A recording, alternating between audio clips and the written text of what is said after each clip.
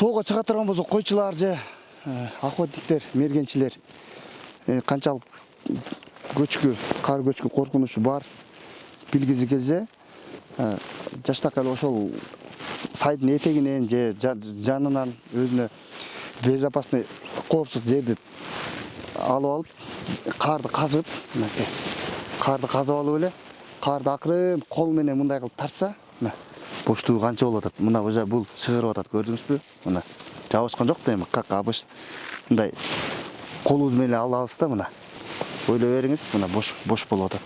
Эми бул сиз мунун үстүнөн бассаңыз, мун түшүп кетет, көрдүңүзбү? Кар көчкү жүрүп кетет да. Мына коркунуч бар деген.